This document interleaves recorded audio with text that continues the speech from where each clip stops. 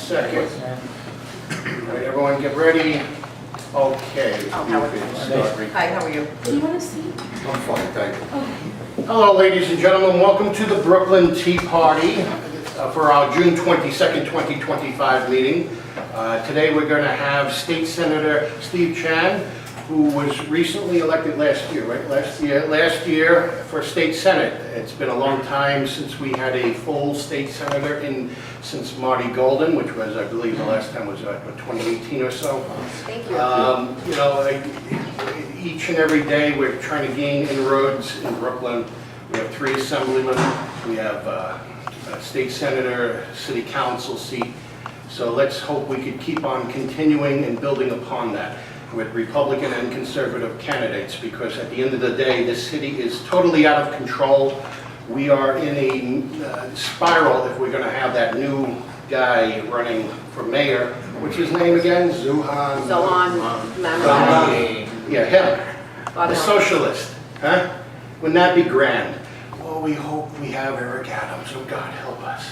But what could you choose? I mean, Curtis, of course, but who knows? In a 4-way race, you never know what could happen. So with that being said, we need to continue on building on that foundation so we could keep on making the city hopefully go back to sanity, because it's totally insane. With that being said, ladies and gentlemen, please give a round of applause for our guest speaker for today, State Senator Steve Chan. Hi everybody, it certainly is a pleasure to see everybody here today, and certainly a pleasure to be here. Now, I've been trying to be here for a little while, and it's been, you know, just as my luck would have it, it was actually the longest session year in Albany in the last 20 years or so, because of the budget delays by 45 days, and we haven't seen that delayed by that much in 15 years. And there was a lot of components about the budget that I didn't like. But first, I'm going to tell you a joke that I told last night at a party. There was a rabbit and a snake. They were upstate, going to the bathroom together in the forest. And the rabbit said to the snake, "Excuse me, sir, you know, I've never seen a mirror in my life. I don't know what I am. Can you tell me what am I?" And the snake says, "Oh, well, okay. Well, you have beautiful white fur, and you got this fluffy little white tail, you have beautiful pink nose, and you have these beautiful long ears. Wow, you're really beautiful. You're a rabbit." The rabbit being very, very happy to hear that. And the snake says, you know, while I'm at it, can you tell me what I am? I've never seen a mirror either. And the rabbit says, "Well, let's see, you're slimy, you're low to the ground, you slither, you look evil, you're mean, you got this hissy tongue, you got these big fangs. Oh, I know, you're a politician." So anyway, that's just something I heard along the way, right? So the moral of the story is, nobody wants to hear from a politician. Nobody wants to hear from a politician. I look at myself as the neighbor that South Brooklyn chose to represent me, to bring their voices, bring their feelings and sentiments to Albany. And when I went up there, I was very vocal. I think I said more in 2 weeks than my opponent, my former opponent, my predecessor did in 2 years. I wasn't happy about the foundation aid. We got short of $54 million. That's the arts and enrichment music programs for our kids in their schools. That's $54 million. All I know is HOCO had initially suggested the foundation aid formula to be very low. We fixed that, and it became quite high.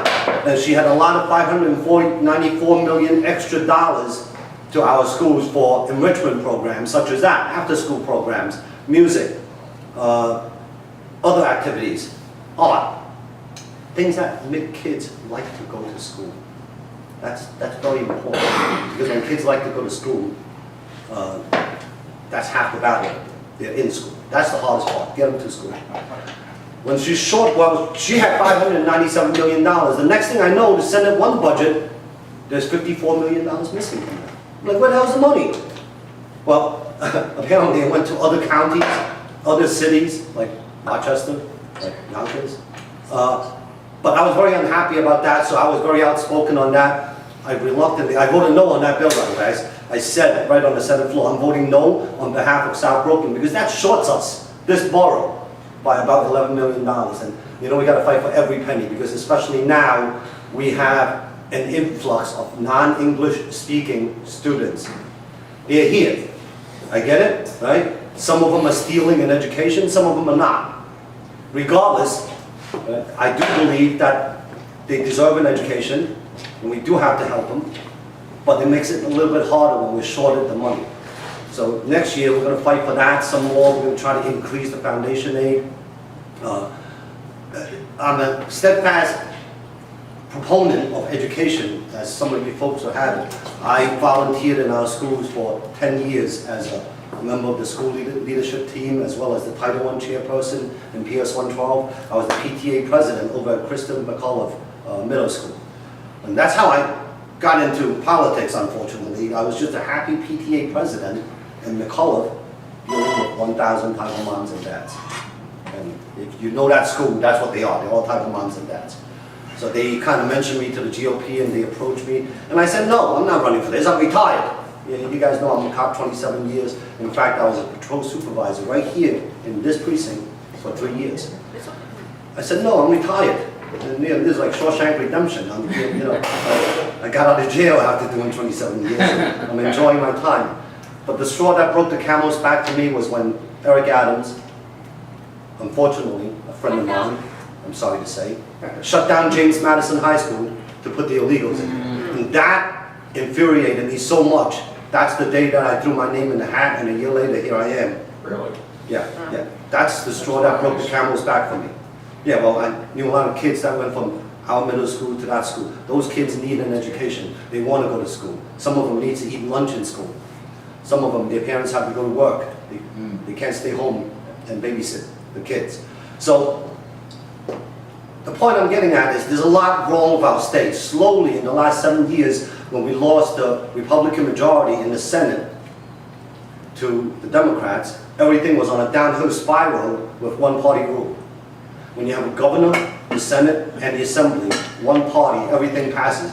Every ridiculous law that you can think of. We have a senator in our Senate. Every single law she introduces protects the criminals. And we have another senator. Every single law she introduces protects the illegal immigrant. In fact, she's so proud of it, she tells everybody she feels the need to remind us every day that her parents are illegal immigrants. Wow. Great. Nice. Great, that's fine. But you know what? Be grateful. Why can't you be grateful? I'm grateful. But you know what? I stood up on the Senate when another senator said, we have to put, he held a press conference in the hall and said, we have to protect the immigrants. They're immigrants just like us. And I screamed from the other side of the hall. I said, hey, Senator, are you speaking for me? Because I'm the immigrant. I'm the real immigrant. Senator, can you tell me why my wife's brothers and sisters have been waiting for 14 years for an immigration visa while everybody else skips the line? Why doesn't my family or my wife tell them, they're from Malaysia, by the way, why wouldn't I tell them to go across to Mexico or Canada and walk across the border? Why wouldn't I tell them to get a visa, come over here, and just overstay your visa? Because we do things the right way. Do I believe there should be a path to citizenship? Maybe, maybe not. Legal residency? Yes. Who? Well, I know plenty of people in my neighborhood in South Brooklyn. I know families that came from Ecuador, Guatemala, China, wherever it is that they're from. They're here 30 years. They raised a family. They've never been in trouble with the law. They're humble. They're nice.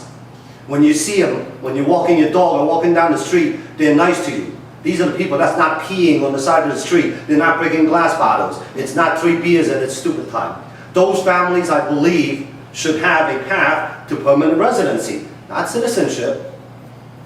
We should also have a path, just like Singapore, just like Hong Kong, just like Japan. They have contracts where a pizzeria can have these recruiting agencies to go to, let's say, Guatemala. Let's use them for an example. They can have a contract and you work minimum wage for 5 years here for my pizzeria. When that contract is up, if you don't get renewed, or if somebody else doesn't hire you, you return to your country of origin. That is, it is. It's a little different than our H-1B visa program. We do have such a program. Our H-1B, right, enables us to hire people from overseas. And by the way, when you see an Indian doctor out there, right, that came on H-1B, those are the best in India. They're not your run-of-the-mill doctors. Those doctors their best, and that's how come they got hired to come here. Dominate medical institute too. Yeah, okay, so I don't knock those, and Indian children are just incredible students. You watch the National Spelling Bee? My daughter was a champion 3 times in her school. However, right, she's nothing comparing to those guys. But anyway, so yeah, do I believe there should be some kind of a path to permanent residency? Yes. Do I believe that ICE should come in here and get rid of our illegal criminal aliens? Absolutely. Absolutely. These are the guys that's not humble to be here. They're not grateful to be here. They're not here to be your friends. They're not here to work hard. They're here to take. They're here to steal. They're here to destroy. Lincoln Riley didn't have to die. We let him go. So I'm absolutely against New York State being a sanctuary state. I'm against, as a police officer, many times we have criminal aliens that we couldn't even notify ICE. You have to let them go. And it pains the police officers to notice and say, what are you talking about? I remember I was still a boss on the job in the Brooklyn South ECT unit. It's like a crime scene unit under the 6-1 precinct. When I saw the new bail reform laws, me and my boss, we thought it was a joke. And any police officer at that time in 2019 could have told you that this was going to happen. This was going to happen. Chaos. People doing everything and getting away with it. They're getting let go. So there's a lot of things wrong with our society lately. We have this influx of homeless. And where do you think those homeless people came from? It's the criminals we've been letting out on bail reform. Years ago, I always knew, interacting with the homeless people down in the Bowery, down on Allen Street, Pike Street, that a lot of those guys were like Shawshank. They got let out of jail after doing 25 years. They have no means to make a living. They become homeless. But just because they're homeless doesn't mean that there's some poor soul that ran into trouble and ran into hard times. That's far and few in between. Most of them are former career criminals. And likewise, I grilled Adams in Albany back in February when it was time for the budget talks. We called him up there. I got a chance to question him for a few minutes, about 5 minutes. I said, well, what's your sense of reasoning? Why are you building a homeless shelter 15 feet away from the subway at a time when we see people being burned alive, pushed onto the tracks? These people get pissed off. They get kicked out of the homeless shelter. They're going to go into the train. They're going to see the first kid they see or first elderly person they see and push them right over the tracks. What is your sense of reasoning? And I said to him, if you watch the clip, I said to him, right now you're retrofitting a storage unit in the Bronx into a 2,200 bed migrant shelter. Why don't you give it to our homeless first? I asked him that. I'll tell you why. Because him, de Blasio, and their cronies and their buddies found ways of turning homelessness into a huge business. And I even told him, it costs you $22,000 a month to service one homeless person. Why wouldn't you just give the guy $6,000 a month, save the 18 grand, right? And let them take care of themselves. They can do it on $6,000. You can outbid a hotel. The reason is that 16 grand is going somewhere else. That 18 grand is going somewhere else. It's going to somebody else's pockets along the way. Imagine a tree growing out of the ground. It's called a homeless tree, everybody. Right? And the fruit is money.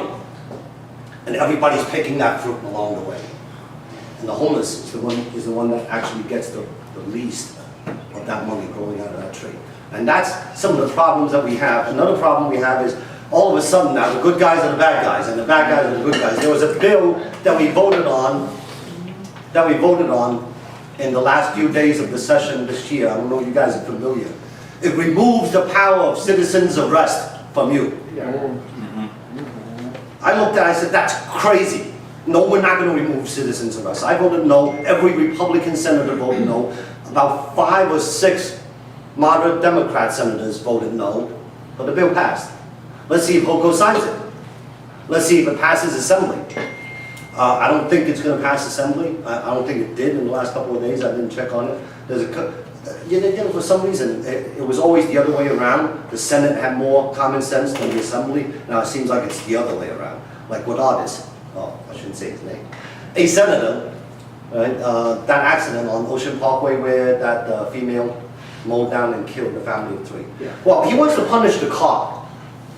He wants to punish the car. Just like when there's a mass shooting, the left wants to punish the gun, right? He wants to slow the cars down. So if there's a car that gets caught running a red light or a speeding camera in a multitude of violations over the last, let's say, 18 months, a certain amount, he wants to slow the car down. He wants the car to have a limit in it so that it can't go over 25 miles per hour. Strangely, a few bills before that he had mentioned, it was in regards to reckless driving. What he said was a reckless driver is always going to be a reckless driver, no matter what car he's driving or where he's driving. So I said, you know, you mentioned that a reckless driver is always going to be a reckless driver. Likewise, a speeding driver is always going to be a speeding driver. He can put that car in somebody else's name. He can rent the car. He can drive somebody else's car. He's still going to be a speeding driver. You slowing that car, all you're doing is punishing that car, and it's useless. We got to revamp it. We got to put a fine on that driver. Arrest the owner of the car, and get the information of who was driving this car going through this light all this time. Right? Make his insurance rates a little higher. Right? So there's a multitude of things that we can do to slow people down. But slowing the car down is definitely not the answer. There's going to be times when you're going to need that speed to avoid accidents. There's times when you're evading somebody evil. There's times in emergency that you're going to need the speed in the car. It's just not the right thing to do. What's to stop somebody from putting the car in his wife's name? Now he doesn't have the car. He's driving his wife's car. Still speeding. So there's a lot of things wrong, and what we need, I see what we need. We need a Republican governor in the short term. That's what we absolutely need. I had lunch with Elise Stefanik the other day out in Manhattan. It was a very powerful lunch with Curtis Sliwa and Robert Hord. And Definitely gonna run, huh? and it's a powerhouse of people. Now, yeah, in fact, I was asked to be on the host committee. Mike Lawler is also a great candidate. They seem to think that he might do a little bit better, faring against Hochul. Right? But I can guarantee you two things that are positives. One, that in 2027, Hochul is not going to be outdone. She is just a poor leader. She has no idea what she's doing. She doesn't she's not touching our community. She's not feeling it. She's not listening to it. She got reelected. She didn't get elected. Oh, she's doing. She got reelected because she was lieutenant governor. Yeah. She's not going to be on this She's got to government. resign. And the She other, resigned. That's why she- She's out of touch. absolutely. She wasn't- And the other thing is that Eric Adams is not going to be our next mayor. So now we have two choices for mayor, right? So I befriended some people in Albany, females. It seems like I'm a pretty popular guy. So. And I speak to them, and I said, hey, tell me, you know, I wasn't here, but you guys were. The things they say about Cuomo, is it true? Every last one of these females told me, yes, it is. Yeah. I can say that. Okay. Okay. So we have to think about it, right? Who has betrayed us in the past? Who let all these bad guys out of jail? Who signed bail reform? Right? Who sent all our beloved old folks to the senior homes? And who gave $16,000 each to the illegal immigrants when they didn't get COVID relief? Cashless bill.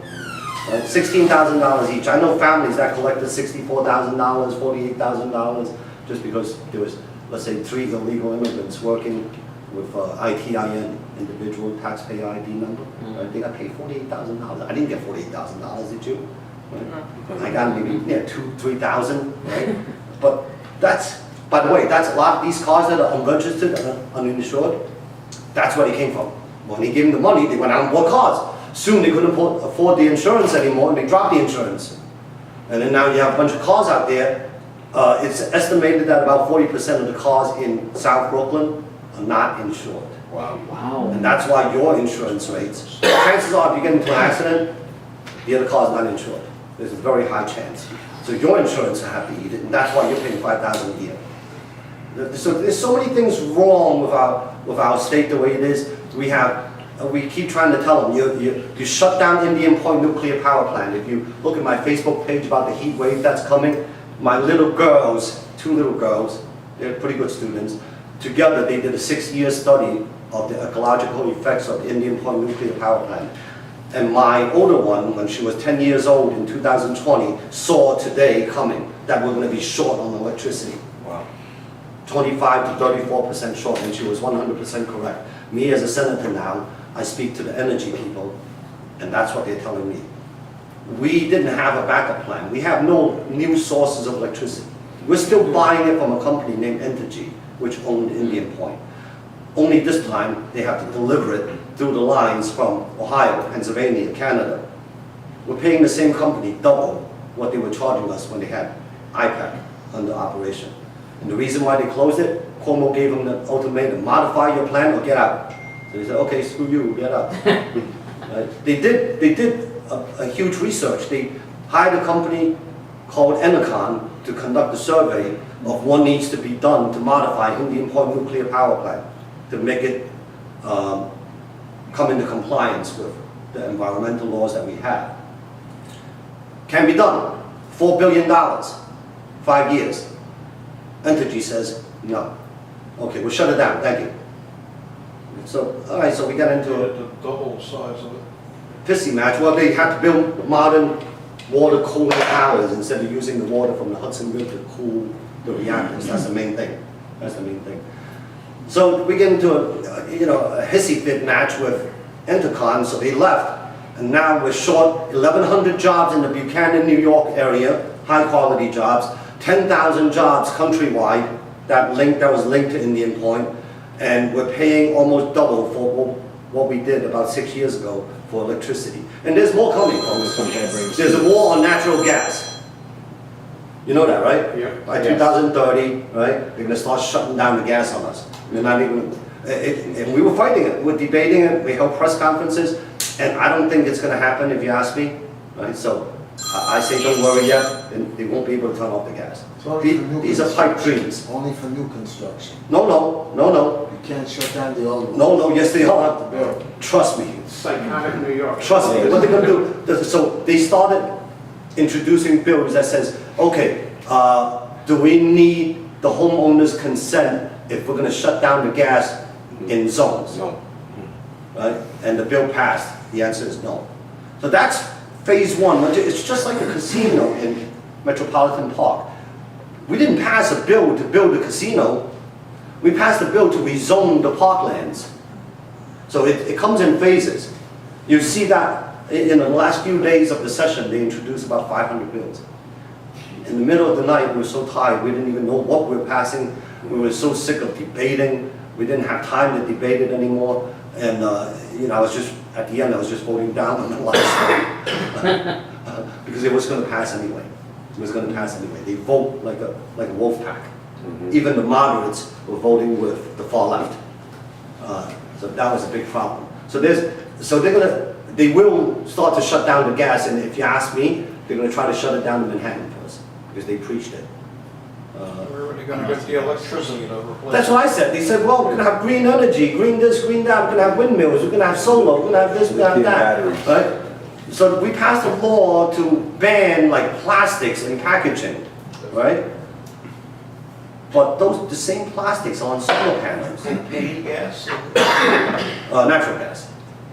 They're trying to put Con Ed and National Grid out of business for some reason. They hate them. So they're gonna, It's crazy. I don't know, early in the year, we passed a bill to fine these fossil fuel companies for what they've done to our environment for the last 100 years. But how the hell do you know what they did to us 100 years ago? Make it up. You know that, right? Did you hear about that? So we passed a bill to fine the fossil fuel companies, excuse me, American fossil fuel companies in the last 100 years for the damage that. So we said, wait, so what about BP? Are we going to find them? They said no. Then what about Lukoil? Are we going to find them? They said no. What about, these foreign-owned companies? We're not going to find them. We're only going to find Exxon. Right? We're only going to find, Shell is not, it is now, but it wasn't an American company. So it was formerly not an American company, it was a Dutch company. So what are you going to do? You're going to fine them for, how do you figure out, right, what they owe us in the last, let's say, 30 years? They said, oh, we're going to let DEC figure that out. Well, who the hell is DEC? How the hell do they know? Were they here 100 years ago? So those are some of the ridiculous bills that they've been pushing through, and they're trying to push through. Trying to destroy capitalism. I don't know what they're doing. So, I learned a lot in my first 5 months up there. You can, our financial records are public information. You can take a look at it, right? If you take a look at the Democrats and the Republicans, it looks like none of the Republicans really need a job. But if you take a look at the Democrats, this is their job. So that's the problem right there. And I don't think our founding fathers meant for our country to be ran by career politicians. It is meant to be ran by citizens, neighbors, people like me, people like you. So with that said, that's what I encourage. I encourage people to come out and appeal to the masses. When I ran my election, people looked at me. A lot of them didn't know my name. They said, that guy did what? He worked in a sweatshop? That guy did what? He was a cop for 27 years. He was a U.S. Marine. Well, I'm voting for that guy. That's all they knew, that guy. So, a lot of people here, and your friends, and your family, they're running a campaign right now. They don't even know it yet because they're building themselves a resume. There is that guy. There's another Steve Chan out there that can appeal to Democrats, Republicans, and moderates. A bunch of Democrats voted me into office, not just Republicans and conservatives. There's, 13,000 registered Republicans? I got 30,000 votes. Well, most of my vote didn't come from the Republican Party. Assuming they all voted, that's only 13,000. Assuming every conservative voted, that's only another 2,700 or so. So 15,000 to 17,000, maybe more, had to come from the Democrats. And somebody, you yourself or somebody you know, are going to appeal to the masses. And I'm very, very happy to see that South Brooklyn is finally coming to their senses. They realize that we need people that has common sense. Right? We were a peaceful neighborhood, we were a great neighborhood, but systematically people maybe they're jealous out of jealousy, whatever it is, they're trying to pick our neighborhood apart. So now we're very fortunate to have some great elected officials working together right now in South Brooklyn. There's of course myself, there's first of all, I'll say this before I name any more names, right? I don't agree with every elected 100% of the time, but I find myself agreeing with most of their ideology. And when that happens, yes, we can work together. If I agree with 60-70% of what they're doing, that's great, we can work together. Susan Schwab likes Cuomo. I don't like Cuomo. I know what she's trying to do. She's trying to help Cuomo get rid of Zandani. Okay, I'll give her that. I won't interfere, right? But we agree that our neighborhood is a mess. We agree that the crime is rampant. We agree that our children is being cheated in the school system. So even Bill Clinton, Lester Chang, David Carr, Sam Parazzolo in Staten Island, Andrew Lanza, we all see eye to eye on most issues. In South Brooklyn and Staten Island right now, even Jessica Spanton, I've been working with her, right? So I got up to Albany, I picked up the bill that everybody's been ignoring for 2 years to restore the 20-year retirement for the cops. Me and Jessica walked into every office, we pushed it, we told them why it's important to give the cops back, this is what they need. You already defunded them, people hate them, morale is down, nobody wants to come on the job, and we pushed it through. They got their 20-year retirement back. And that's only the start. The next thing we're going to do is we got to get their qualified immunity back. Yeah. We're tying up their hands. Oh, yeah. Right? They can't even punch somebody in the head. I did that plenty of times as a cop. I was a pretty active cop. And I was a police officer for 10 years. I arrested 200 people. That's a pretty good average. And I only got one CCRB. I yelled at a black kid. I cursed at him. I did. So when people heard that, when my opponent threw that out, they said, that's all he's got? That's great. I'm voting for him.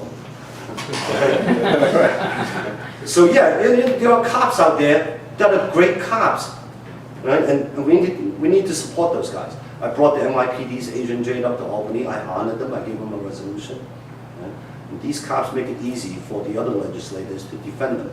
We can say, what the hell are you talking about? These cops are great. They're helping us every day. Right? Look at Detective Win Jung Lu and his parents. Right? What a sacrifice that family made to our community. And from day one, me and my cops were there for that family. And nobody saw that. I was never on the news, but I'm the guy that brought food to that family for the next 6 months, every day, from my cousin's restaurant. Stories like that you never hear. The news is not going to say, this restaurant, Ho Wong Chinese restaurant, donated 6 months worth of lunches and dinners to the Win Jung Lu family. They're not going to say that. They're not going to tell you that. But I knew that, because I'm the guy that brought it from there to the family every day. The news is not gonna show you cops out there shoveling their driveway in the winter, free of snow. They're not gonna show you that. But my cops was out there shoveling their snow. They still do. Right? So the little things that people don't see along the way, it's very important. That's why in my campaign, you rarely see me on the stage. I don't speak a lot on stage. I'm up close and personal. Last night at my fundraiser, I spent about 5 minutes on the stage and 4 hours on the floor, shaking everybody's hands, listening to them, talking to them. And that's what it takes. In the local level, elected officials arena, we get up close, we get personal, we let people talk, we listen to them. It's the same conversation as I'm walking my daughter's dog and the neighbor's complaining to me. You see those guys in the scooter riding around here lately? It's the same conversation. All we're doing is bringing that conversation up to Albany and bringing it to the police department. The police have been great, by the way, in removing these scooters. There's thousands and thousands of them. I personally went to the locker room, the 6-8 precinct and 6-2 precinct, and it's completely piled, roof to floor, ceiling to floor in scooters. They have no space for it. Be careful that batteries in. So, yeah, there was also, Motorcycles. right, we also passed a legislation in the Senate that forbids the sale of mopeds in New York City. It's in the assembly.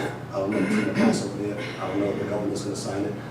Those things need to be controlled. There's a lot going on. There's a lot going on. But the important thing is we have to get a Republican governor, a Republican mayor, and a Republican Senate.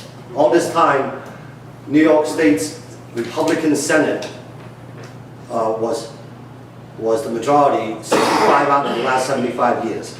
And that was the saving grace of New York. When we lost that, that's when everything went like this. And that's why we need to work hard, we need to get it back. I'm here, Queens is ready to turn red, I know that. I got a few good people out there, they're getting ready to enter the fray. There's a guy like me, there's other Steve Chans out there. Yes, there is. We gotta find those guys. We gotta find those guys, get them out there, get them on the ballot. Steve, can you take some questions from? Of course. Just Yes, like sir. Nicole Malliotakis has become our voice, even though she's only one person among the whole city, her voice resonates all the way to the Bronx, to Staten, everywhere. You, my friend, are becoming the same thing. Thank you. You are our voice in the Senate, You know why they love me in the... and they're listening to you. Yeah, you know, I don't know if you noticed, but whenever we have a press conference, they stick me on the podium because, and I don't like this, right? Because I find myself defending white people. We'll get back to that in a minute. They love putting me up there because I can say things that they can't. Apparently nobody wants to hear from a white Christian male or female Republican. They get attacked. Well, I'm not that guy. Always flip it around. Yeah. I told a story in the Senate of how our family was here in the days of the railroad, went back to China, couldn't get back in again until 1968, and that was because of a white man named Kemp, who was an executive at the Singer Sewing Machine Company, who befriended my uncle, who was working in the factory as a tool and die maker, manufacturing parts for Singer. That guy said to my uncle, would you like to come live in Binghamton and work for us? We'll bring your whole family over there. How great was that guy in 1968 America? A white man says to a Chinese man in Colombia, would you like for me to bring your family to America? So how are you going to tell me that there's systemic racism? Because if there was, my uncle wouldn't have been here. I wouldn't be here today. That's our family's second footstep in America, 1968 Binghamton, New York. And that's how we come to be here. My uncle petitioned my father to come here, and we got here in 1977. And I would love to, I'm still tracking this guy down, by the way. All I have is a name and a company. Singer Sewing Machines, Binghamton, and Mr. Kemp. I did a FOIA request for Immigration and Naturalization, INS it was called back then. And I want to get the paperwork and see if I can find that man or his descendants and tell them, look, you know, it's your father or your grandfather, they brought my family over, I'm the state senator now, right? And that's the story. You know, I grew up over here with Irish families, Scandinavian, Italians, between Bay Ridge and Bensonhurst. I played softball with them. These people walked me along the way. I grew up pretty much like an orphan. However, these families guided me along the right direction. I'm not a gangster, I'm not a killer, I'm not dead. It's because of them. So how can you tell me there's systemic racism? Anytime I hear the word systemic, I link it to the word blame. I link it to the word envy. Link it to the word Democrat. And I tell my daughters, don't you ever come home and tell me somebody did something to you because you're Chinese. Maybe they did and maybe they didn't, but if you do that, they just slow you down. You just hit the bump in the road that you can't overcome. I never stop to blame anybody. Of course I face racism. Of course I face obstacles. Right? Never let it slow me down. Didn't blame anybody, I just kept going. I sped up, and that's the way to do it. Anybody else? Yes, sir. I'm Elizabeth. You spoke beautifully, and we love you. And I'm a local Brooklynite. I have my own soup kitchen. I take people out of jail. I deal with the homeless people. And what my question to you is very simple. And I'm a businessman that knows budgets and helps people with the vacates, and I fight your 312 government agencies that try to screw our local residents. I have 3 questions for you. Question number 1, I love you, but you have a $250 billion state budget. You have a $119 billion city budget. Have you reviewed that budget like Doge? Because I have. Just alone with the government agencies of duplicity, you can remove between $4 and $6 billion that you can give back. How simple it is to stop the homeless issue and create, we have 80,000, like you said, of our own homeless people. And you guys done nothing about it. All you've done is throw money other ways. If you would have done what Doge and somebody who are very smart, can sit down and cut down over $50 billion. You know the ways, like you were saying it before. We have problems with food kitchens, soup kitchens, education, private education, healthcare. You guys are complaining about the immigrants, which I'm against, illegal immigration, but you're complaining about, your crime is not down. We had 2,004 murders last year, 1,900 murders. You guys are so excited that crime and murder is down. 3,900 people were killed. I'm not excited about it. I know. Yeah. My problem with you, Mr. Senator, is I love you. And I can complain across the board because when I do get to city council, and I haven't seen you really support the Republicans. I know you're friends with Simcha Felder. I know you're friends with, you can laugh whatever you I wouldn't want. call us friends, but Carmen Yeager, the biggest crook. I wouldn't call us friends either. Okay, and I'm friendly with Simcha Felder, who I fight with all the time. Yeah. Here's my problem. I don't see you supporting our Republican little people. But I'm going to give you credit for everything, Senator, because I like you. Yeah. You're a soldier, you're a man of the people, you've come up from the streets. You're a policeman. Why must our policemen work overtime ever? You have 45 to 50,000 policemen. We don't. Put them on 8, we have. We have 31,000. But you have so many sitting in your offices doing nothing, that you actually have 45,000 people if you put them properly to use. Give them only 8-hour shifts and not overtime shifts. You're wasting money on $200,000-$300,000 on a guy when your policeman should be making 120, 150 grand a year. But if you divide it up properly, maintain their hours properly, a good businessman, and Senator, from all people, I know Mr. Adams was a police officer, you are the smartest of them all. You should change that system, not let it get away. I know you as a policeman over here, I think you ticketed me twice. No, I didn't, but go ahead. I know. I didn't like giving tickets. That girl who ran over the person and mowed him down, who is not a reckless driver in this room? Correct. Including you. Correct. I'm not knocking. No, I'm not reckless. I promise you that. You know that I'm the greatest driver on the planet, and I know that I've gone through yellow lights or made a right on red or sped up when I couldn't slow down. If you want, you can blame it across the board. I'm disappointed that the girl killed somebody, but she doesn't intend to do it. And I've handled 3 cases after that where people actually made accidents, and the city Gonzales is making us go through felony because of that one case. You have to stop this. But Senator, my problem with you is that homeless shelter on 12th Avenue that you showed up. Remember that homeless shelter on 12th Yes, Avenue? yes, yes. Opened up. A second one opened up. Now a third one is opened up. You've not come back to help him. You've not given them an idea. You've spoken, and Lester Chang, the biggest wacko, I know you're his friend, the man just lies out of his mouth. Now, I came up with a plan how we did. We just hired a lawyer. I'm a DOB representative as well as I have an architectural firm, and I'm going to law school. And I've done hundreds of thousands of administrative law. I can shut that place down myself. You as a senator can have it shut down tomorrow. Why have you avoided it and not gone back and forth and screamed and howled? I'm not knocking you, Senator, but I'm telling you, when all the politicians talk and you preach of all the problems that are going on in the city, I don't want to hear you tell me the problems. I want you to tell me what solutions you've come up with. I want you to tell me that you saw that $400 billion in budget and you checked it out like Doge and you're able to knock that down. Because I promise you, if I become city councilman, my people here don't help me, but it's okay. When I become city council, because I haven't had any support, I'm the only Republican, and our Republican committee, your friend Barsinian, takes money and supports the Democrats. When you quoted me all those Republican names, all supporting Democrats across the board.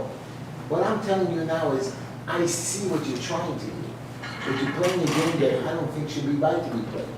And I'm telling you now, you, from all the new people, have the power to stop them right in their tracks. Don't tell me you have a majority. You can get up and scream and holler, because when I become city councilman, Okay, so what's your first question? my question is, I'm going to give you two across the board.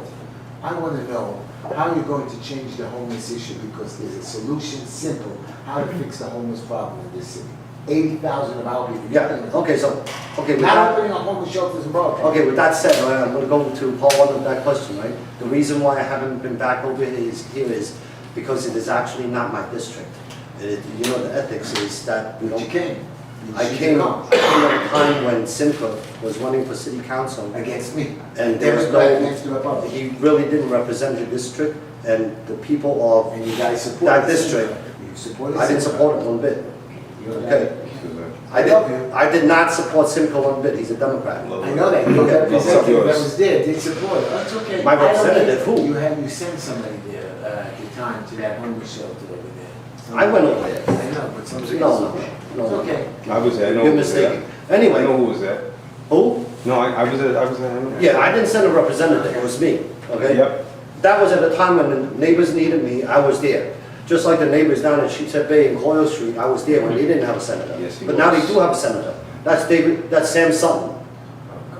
I get it, right? But I'm not gonna go into his district and stir the pot, just like when artists wouldn't come into my district and stir the pot, right? You have to. This is your city. I get it, right? So now, there is 31,000 police officers right now, not 45, not 50. We were never at 50. At a time, I guess, I want to say 1998, we had about 41,000 police officers, and even then, it still wasn't enough to put a police officer on every train. But times was better. The cops' hands were untied. They can do a lot more with what they had. And that's why back then, around 98, 99, you can actually get on the train at 3 o'clock in the morning and not worry. Next. What was the second question? Our budget. Our budget, yes. I did go through it with a fine-tooth comb. It was about 1,000 pages, over and over again. They kept changing it. Again, we do not have the Senate majority. We have the minority. I was very... Show us transparency of 250. I'll Yeah. give you a couple of programs. Look, I'll give you a prime example, right? Moving plaques. Just to move plaques, you give out a half I'll of give $1 you, million. I'll give you a prime example, okay? I just mentioned that about 4 weeks ago. I stood up and I said, you guys shorted us $54 million in foundation aid, right? What, 2, maybe 3 days ago? Hoko said, hey, guess what? I found $50 million to help defend these illegals. Oh, geez, now I know where the $54 million went. I did raise the questions on those. But do I have the power to stop it? No, I don't. No, I don't. Who does? Andrea Stewart Cousins. Is she going to? No, she isn't. No, she isn't. But I tell you what, I did stop. I tell you what, I did stop, okay? When Carl Heastie in the Assembly side, realizing that this budget was going to be delayed by so much, and the Democrats were looking for their paychecks because we weren't getting paid, he tried to introduce an extended bill to include money to pay the legislators. Hoko says, I'm not going to pass that, right? If the people of South Brooklyn didn't vote me in place, he would have stuck it in there, the Senate would have stuck it in there, Hoko would have vetoed it, and they would have overrode her veto. But because I was in there, they know they can't override her veto.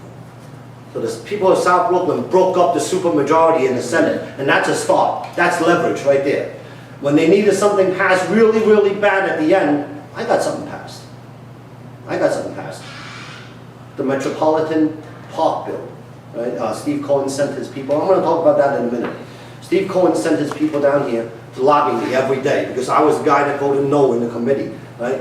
I know what they're thinking Las Vegas, they're thinking Amsterdam. What they're gonna get is Bangkok, they're gonna get the Philippines, they're gonna get human trafficking, they're gonna get drug trafficking, extortion, loan sharking, you name it, it's there. I told Steve Cohen, I don't like the 8% component of your casino, that's why I voted no. So, and I was a Cities One committee ranking member, I am still. I voted no. So he was afraid that he's not gonna get enough votes in the Senate, so he lobbied me every day. But you know what he mentioned to me? He says, Steve, look, we're talking 28,000 union jobs for the next 4 years. We're talking 6,000 non-union jobs permanent. I said, what about the parking? He says, we're going from 9,000 to 12,000 parking spaces. I said, what about the security? He says, we're hiring a security force of 2,000 to work that 24/7 armed. How much money are you spending? He says, 8 billion. I said, what have you run short? He says, I'm prepared to spend 16. So I said, okay. At a time when our plumbers, our electricians in our neighborhood, our carpenters are getting laid off, they're working about half the year. Why? We're busy. Wait, we're not, because we're chasing all these companies out of here. They just got another tax hike, right? Did I vote yes on the tax hike? No, I didn't, right? So I'm only one vote. The Republican senators only 22 votes, but it's still, the Democrats still doesn't have the supermajority. So anyway, back to Steve Cohen, right? A lot of our guys rely on those jobs. Well, I just guaranteed that for the next 5 years, they're not going to get laid off. Right? The unions think that the Republican senators are God. They're very happy. They're going to send representatives down to our district for new guys to join the union. The steam fitters, the carpenters, the rockers, the masons, the electricians, the plumbers, both Long Island and city. Local 1, Local 3, all these guys, they're super happy, and they're very happy with us, and they're going to send people down here to give our district jobs. In the last 6 months, I convinced my friend who owns a defense contractor, 3388 manufacturing company, who manufactures ballistic panels for the United States Marines. I convinced him to move to 39th Street and 7th Avenue to our district. And he created 300 not minimum wage jobs. And these are permanent jobs. These are defense contractor jobs. And everything they use is 100% made in USA. And that product, I made a Facebook post. All those products are going to the United States Marines. Can you get any better than that? So those are some of the things that I'm doing out there while I am powerless to stop this nonsense spending. I am very vocal about it. What's the mood of our Senate about the ICE deportation raids? So the Republican and the Common Sense Caucus and the moderate Democrats have no issues with this. ICE is not going to break down some family's door and just drag everybody out and throw them in a van and send them back to where they came from. That's not what's happening. They're concentrating on the illegal, criminal aliens, the people that would otherwise go on to hurt other people. We all seen it, right? It used to be 30 years ago, a lot of the illegals were humble. They were grateful to be here. They are no longer that. They're belligerent. They're criminals. We're talking countries that, how many people remember what the Mariel boat lift was? Yeah. Cuba, 1980, right? That's what the movie Scarface was about. They emptied their jails onto our soil. And these are the people that we're dealing with now. We got to get rid of these people. And God knows that, well, look, we just bombed Iran, right? That should have been done, by the way, that should have been done 45 years ago, okay? Yeah. 1980, 1981, that's when it should have been done. But, okay, that's the past. We just bombed them. How many sleeper cells are here right now that Biden let in? Yeah. That's right. And that's what I want to know. 9/11, I was down there, I was covered in soup. I was cursing everybody out. I was. I'm like, how the hell did this happen? That was it. And I was in school. I mean, I was in the Persian Gulf, man. I was Right? there. Over here, I felt more danger than I did over there. And, I mean, yeah, how the hell did this happen? And it's going to happen if we don't straighten it out right now. Let's get rid of these people. How many sleeper cells are right here in New York City? That's right. Report now, ask questions later. How many judges are clogging up the works every minute? That's another job in the New York State Senate, right? So I see the list of appointees that Hochul wants to put in our courts. And if you do a quick Google search of them, they're all activist judges. Of course, I vote no to every single last of them, whether it's to the commissioner of the DEC, to somebody who works for the DEP. I vote no to every last one of them because I know their background, right? But, you know, they outvote us. They vote like a pack of wolves. In my entire 6 months in Albany, I only seen some people break ranks on the Democratic side on a handful of occasions. Otherwise, they vote like a pack of wolves. Senator Chen? Yes, sir. On these electric car mandate that was passed for 2035 for New York State, is that still going to be in play with the Trump talking about the California thing? Because we can't buy a brand new gas-powered vehicle in 2035 at a dealership. It has to be electric according to these morons. Yes, it passed, and I think it's absolutely ridiculous. And also in there is the school bus mandate too, 100% green. They're 100% green. Even Maine, even Rhode Island, when they pass similar laws, it's 75% green. We need gasoline backup. When we have the next blackout, we need natural gas to run generators. We need fossil fuel. Granted, the gas station's not going to be pumping during the blackout, but the natural gas is flowing. They want to, create a war on this natural gas, and it's just not feasible. It's not feasible. We can't frack. We can't harvest. So I think they're going to realize when the time comes in 2030 that it can't be done. Yes, sir. New York State is going bankrupt. In fact, they probably would have already been bankrupt if it wasn't for federal money that came in from COVID. You know, Florida has a bigger population than New York State, and they have half the budget. Yes. We mentioned that. I mentioned the fact that, let's see, what did I say? 19 states run their entire year's budget on less than one of our extenders, meaning who? And on top Right. of that, we're driving away our tax base. Absolutely. Businesses, wealthy people, they're leaving. Absolutely. It's hopeless. And you got this guy Zamdani saying, I want to make the MTA free. Well, let me tell you something. It's already free. Nobody ever pays. Right. I know MTA workers. That's why They come to congestion me. pricing. Yeah. Right. Well, I'll tell you, the only solution, I think, is that more power has to be given to the people. There's too much power concentrated in the state and in the city. They want to take away power from the people. I know, but that's Yeah. already Yes, New York City's right. run like a dictatorship. Yeah, they want to make it illegal for you to make a citizen's arrest. So when somebody breaks into your house, you can't even make a citizen's arrest. To get something straight, by the way, and they're going to try to go after this. New York State does have what is called the Castle Doctrine. Is everybody familiar? There's a lot of confusion with this. There's a standard ground law like Florida, right? If somebody picks on you, right, they're trying to hurt you, you don't have an obligation to run away from that guy. You can defend yourself right there and then. Right? Whatever physical force that he's using against you, you can use a little bit more to fight back. So now, New York State has a little different thing. We have what is known as the Castle Doctrine. We don't have stand your ground. Stand your ground, so if I'm out in the street and somebody's coming at me with a knife, I really have a civic obligation to try to avoid that encounter and run away from it. Yes. When I'm cornered, I can use deadly force to defend myself. So that's already ridiculous. But we do have the Castle Doctrine where if somebody breaks into your house and you don't have a reasonable means of egress, you have kids in the house, you have elderly people in your house, yes, you can shoot that guy dead. Right? That's the Castle Doctrine. You don't have the obligation to run away in your own home. Right? But they say like, hey, look, but once the case goes to court and they're going to try to prosecute you, right?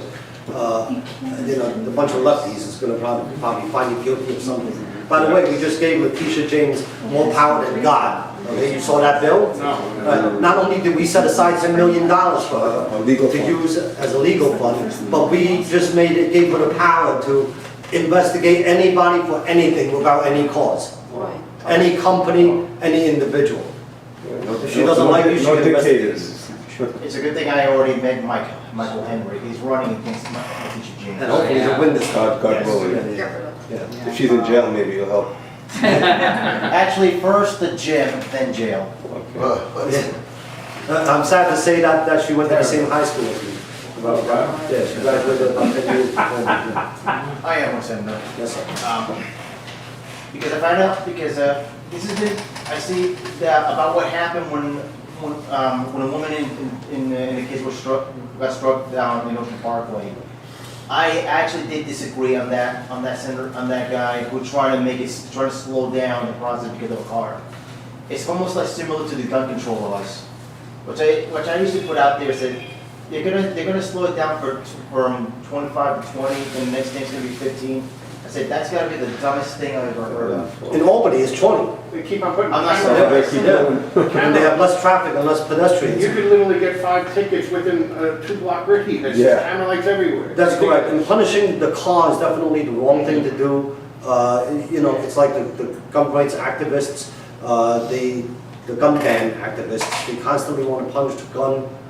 You know, I've been carrying a gun for 30-something years. Right? I've been playing around with the gun since I was a U.S. Marine, and you know what? Other than in a war, I never shot at anybody. I never shot anybody dead. You know, so do you blame the gun or do you blame the guy? You know, let's put the blame where the blame should go. Right? There's also a lot more cameras that have gone up for both And there's movers, more coming. for movers as well as red light cameras.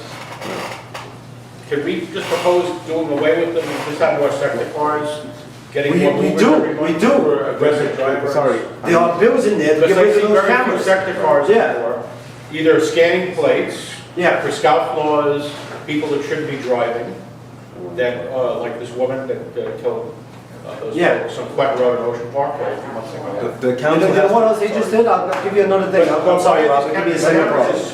You know what else they just did? They made it so that you can get a little logo on your driver's license to authorize you to enter a state park. Right? But what we asked for was get a little logo to authorize you to vote. Right? That's crazy. That's just crazy. Go ahead, Robert. No, I just wanted to respond to what you said about No, there's more cameras coming. About the There's speed cameras. legislation to do away with them.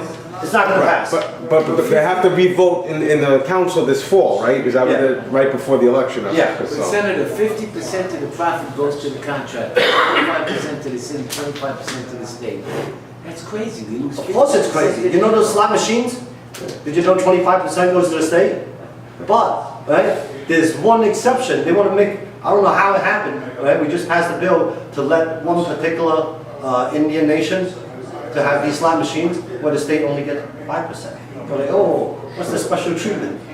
Everybody else is paying 25. What's the nexus here? What's going on? Right? And we questioned them. They couldn't answer. They go, well, you know, 5% because you know, they go into a Kamala Harris speech. Well, like, so should we give, you know, all the other slot machine places the same break, right? 5%. So there's something going on over there. That, you know, of course, I sense corruption. Senator, Yeah. on the sanitation, I've been hearing that they're gonna be doing where apartment buildings gonna have the big bins. Yeah, that's crazy, too. In the street, where cars would park. So where are all these cars gonna be going? We're gonna be losing all parking spots. All to a little- everywhere. You don't notice that every single fire hydrant at night now is occupied by a car? Because there's no And place this to is a park. condition created by de Blasio and Arregato. Exactly. They could free up so much parking. Like, for instance, there's a city bike station going to 79th and Colonial Road. Well, who the hell's gonna be there to rent the city bikes? 79th and Colonial Road. Does that make sense to you? And a half a block away is Shore Road. Why don't you put a concrete pad over there and put the bikes over there? Right. Right? So they just took away like 10 more spots. You know, things that does not make sense. Now, I'm not in the city council, but I do talk to Susan Chuang a lot. I talk to David Carr a lot, and you know, I talked to Joanne Ariola, I talked to Vicky Palladino, I endorsed her for I love that woman. Hopefully, when her term is up, she'll run against Davisky in Whitestone, and maybe she can pick up that Senate seat if she feels up to it.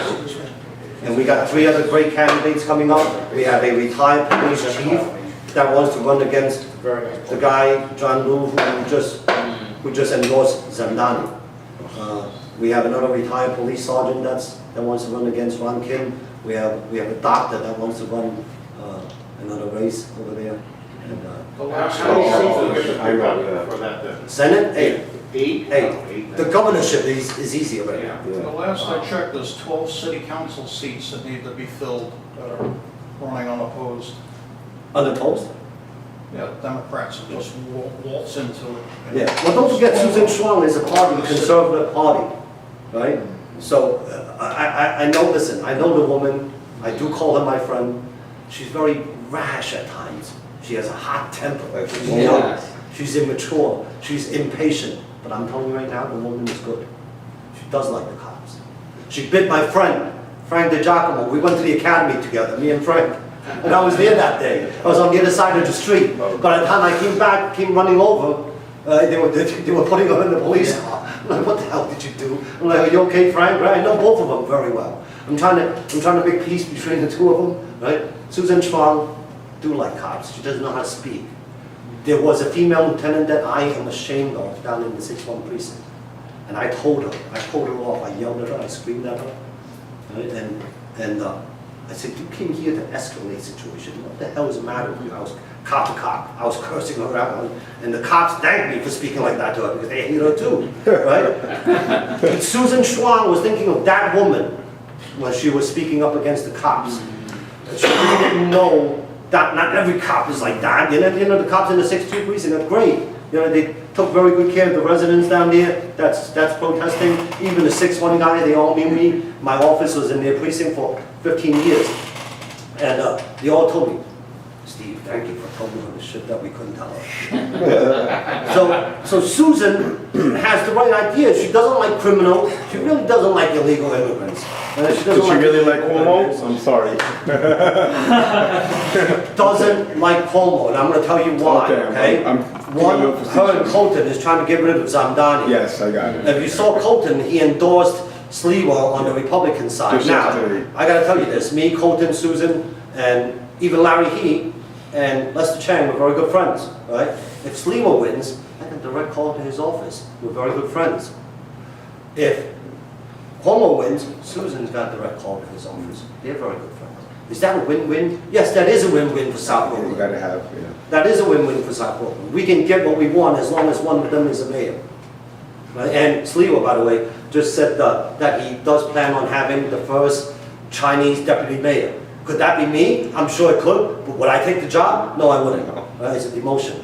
Right? But can I think of somebody that's great for that job? Yes, I can. Dr. Phil Wang. That's what I was thinking, yeah. Dr. Wang? Yes. Yeah, that guy has got such a level head. Kenneth you know. Page is another one. Yes, right? And I guarantee you that one of them is going to be the deputy mayor if Curtis is the mayor. And those people are out there for the community. Dr. Wang has been a guardian angel for 40 years. He was there from the get-go, right? And he's a doctor. Right? This man sacrificed a lot. Yeah, he ran a lot. Imagine if this become a win, this will turn from defund the police into refund the police. Absolutely. And the first thing we're going to do, look, listen, I'm not a statewide politician, right? I am a local politician. I'm up close, I'm personal. Look at me and you guys, right? I'm here, right? We got to change our little corner first. That's what I'm concerned about. I don't give a shit about Taiwan. I don't give a shit about Hong Kong and China, right? I know they try to call me a communist all day long, the New York Times.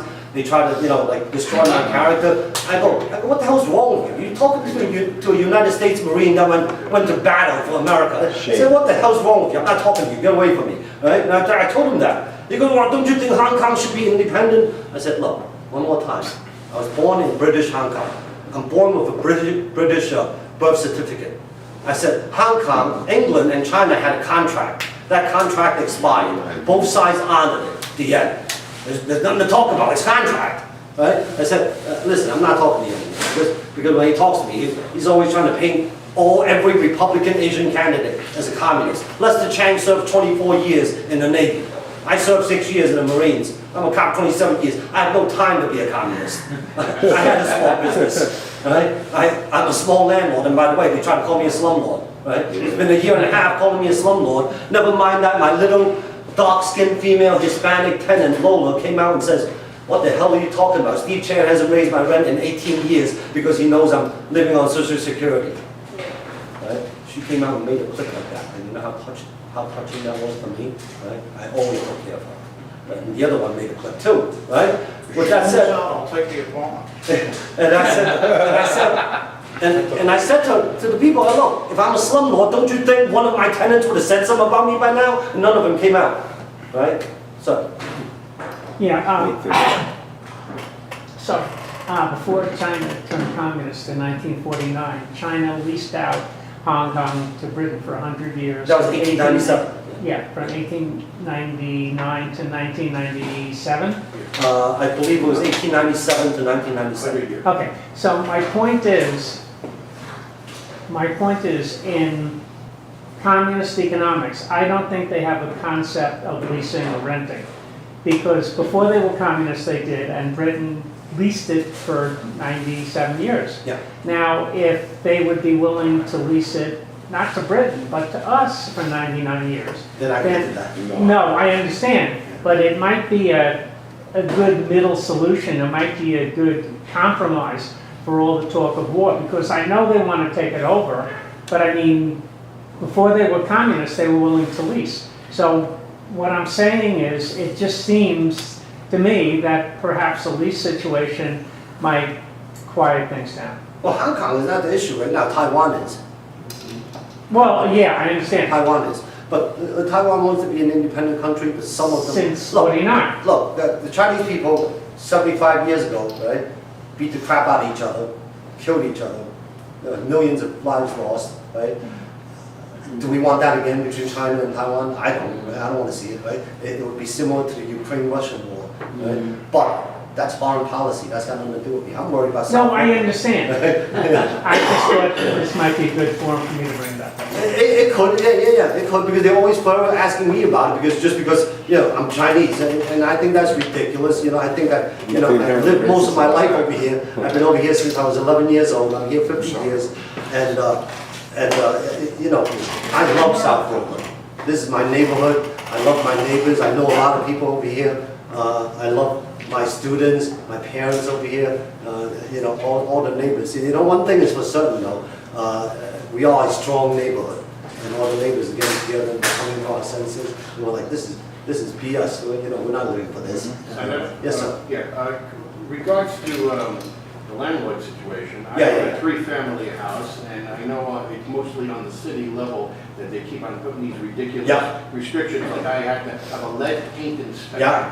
So it cost me $925, not the city inspector coming to my house, because Yeah. I'm required to have the idiot come to my house. Yeah. That's $925 I had to pay. Of course, they found lead in a 120-something. Of course, yeah. And I live in the house. It's a regular peaked roof house. Okay. It's not a building, but Right. anyone who owns a three-family and up, it's apparently an apartment building according to these morons. Yeah. So now I, Well, every house needs it, even one family. What he's trying to say is every week, Yeah. I know I'm in the business, always they're report. putting in new legislation. I know. From the lead to the gas piping Right. tests. I know. To landlord-tenant court, like you're a landlord, I and know. I'm an HPD receiver where the city hired me against my wishes, and to evict somebody is 2 years, which is pure wrong.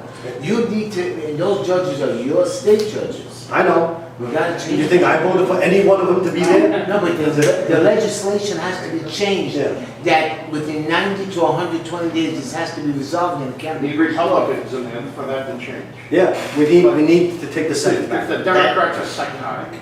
That's They're not- true, because they're the not- Democrats have the majority and they can do what they want. Yeah. It's like they're having a race to see who can be more far to the left. It's disgusting. So, You know, yeah. they said, they quoted me, the company, to eradicate all the lead paint, it would cost me $60,000. And it's gonna, Not in the paying. year 2030, it's gonna cost you another 60,000 to retrofit your house to electric heat. Yeah, exactly. Yeah, right. Yeah, when my boiler phone There's a dies. war on, like I What will said, it end? you see, remember when this goes back to me saying there's senators up there who brags about being an illegal immigrant, who brags about helping illegal immigrants. There's nothing that would make her happier than watch you and your house go down in the dumpster value, make it like Detroit, where the city's giving it away for $1.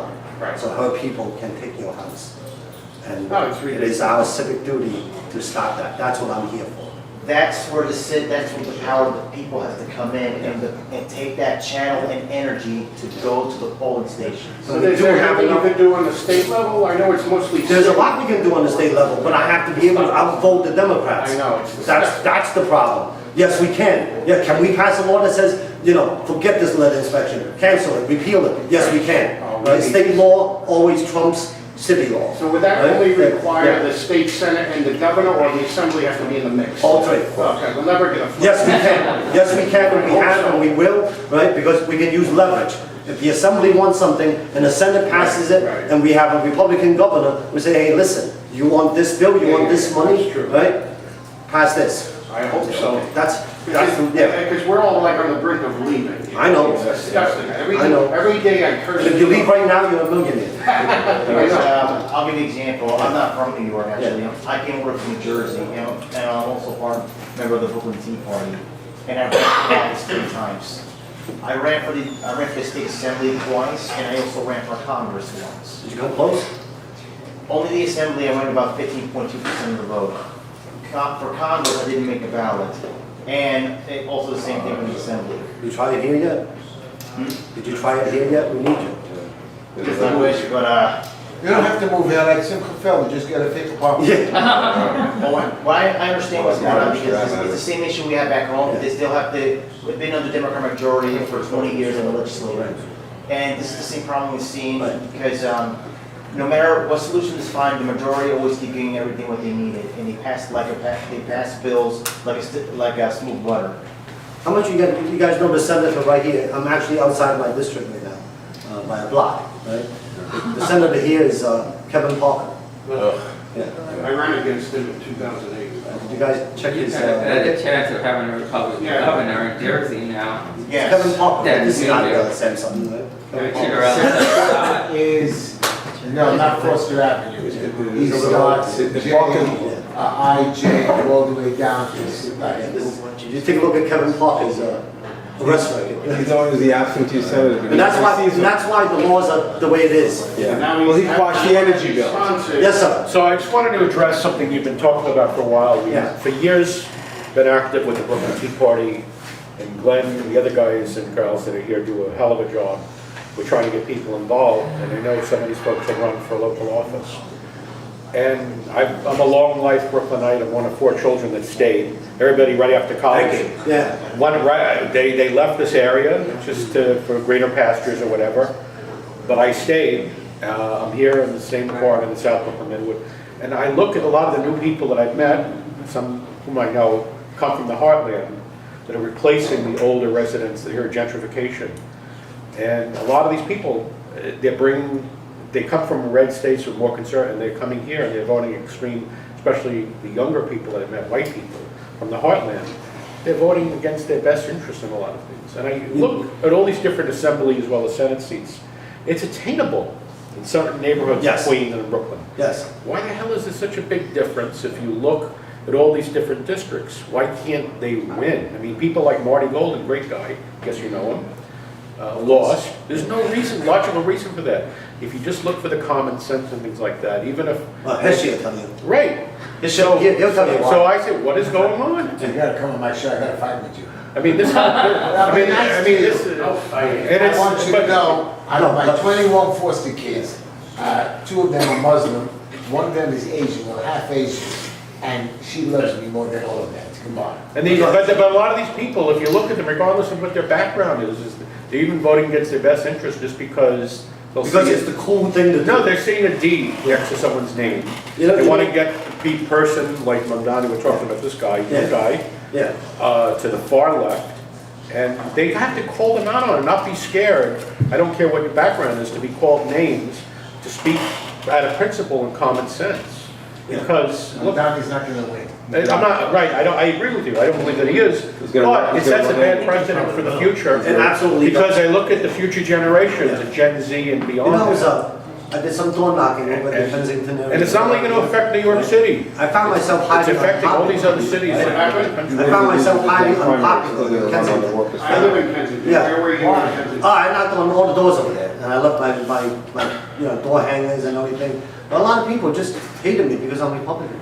Right. Disgusting. With a lot of- And these people, they're 5, 10 generation Americans. Yeah. They're coming from the heartland, from Indiana, from Ohio, from Texas. Yeah. Right. And I know some of these people. They like still that. email me. I can't even They discuss call me a politics racist, they with call me a them. slumlord, they call me all kinds of names. They have hatred in their heart. They I do. run the Kensington Okay, Facebook page. folks, I'm sorry, it's 3 o'clock, I have a next event in New Jersey. Apparently, I'm pretty popular over there, too. It's a pleasure. I gave you a cold bottle of water. No, this was it. No, thank you for having me. It's that water.